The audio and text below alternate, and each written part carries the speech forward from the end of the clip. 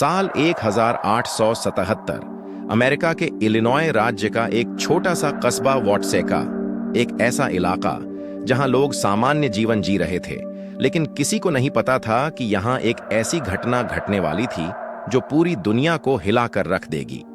ये कहानी है एक 13 साल की मासूम लड़की लूरेंसी वेन्नम की, जिसके साथ कुछ ऐसा हुआ जिसे विज्ञान भी नहीं समझ सका।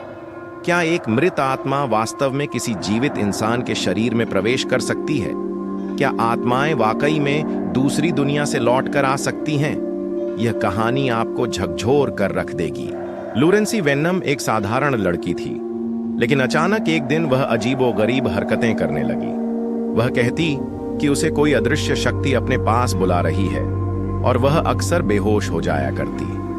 उसकी मां उसे उठाने की कोशिश करती, लेकिन लूरेंसी का शरीर बेजान सा हो जाता। जब होश में आती तो उसकी आंखें काली पड़ जाती और आवाज भारी हो जाती। वह अलग अलग आवाजों में बातें करने लगी, कभी किसी बूढ़ी औरत की तरह तो कभी किसी छोटे बच्चे की तरह हंसने लगती।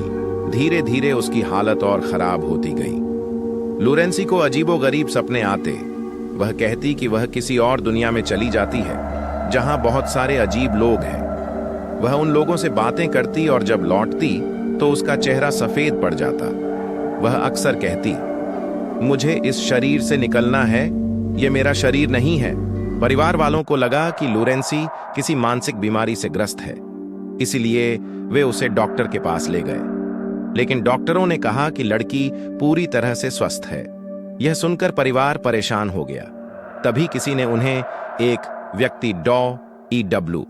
स्टीवंस के बारे में बताया, जो आत्माओं और रहस्यमयी घटनाओं का अध्ययन करता था। जब डॉ. स्टीवंस ने लूरेंसी से बात की तो लड़की ने एक चौंकाने वाली बात कही, मेरा नाम लूरेंसी नहीं है, मैं मर चुकी हूं। मेरा नाम मैरी रॉफ है। यह सुनते ही कमरे में सन्नाटा छा गया।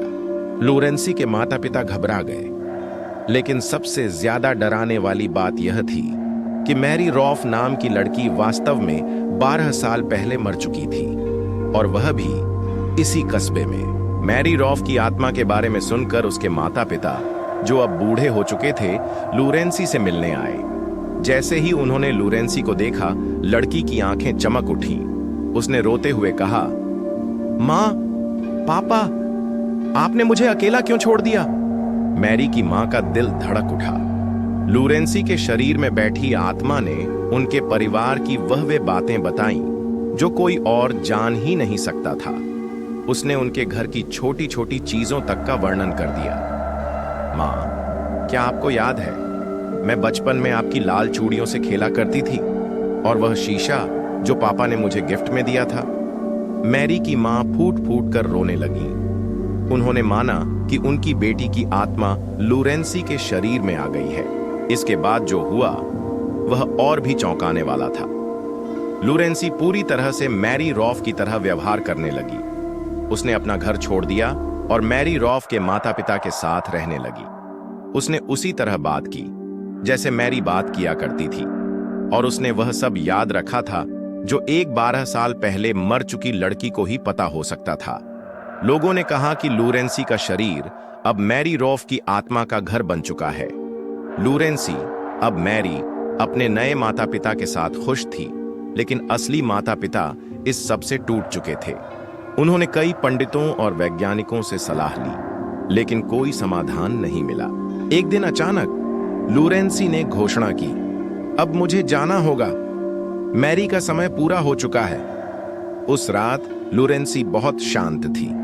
अगले दिन जब वह उठी तो वह फिर से वही पुरानी लूरेंसी बन चुकी थी।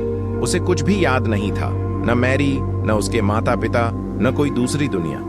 वह फिर से सामान्य जीवन जीने लगी, लेकिन इस घटना ने पूरे अमेरिका को हिलाकर रख दिया। क्या यह सच था या कोई रहस्यमयी शक्ति? क्या वास्तव में मैरी रॉफ की आत्मा लूरेंसी के शरीर में आ गई थी, या फिर यह किसी मानसिक बीमारी का परिणाम था? वैज्ञानिक इसे dissociative identity disorder, multiple personality disorder मानते हैं, लेकिन कोई भी यह नहीं समझ सका कि लूरेंसी को मैरी की जिंदगी के बारे में इतनी सटीक जानकारी कैसे थी। यह घटना आज भी अमेरिका के सबसे डरावने और रहस्यमयी मामलों में से एक मानी जाती है। वॉटसेका वंडर आज भी रहस्य बना हुआ है। क्या यह आत्मा का पुनर्जन्म था या फिर कुछ और?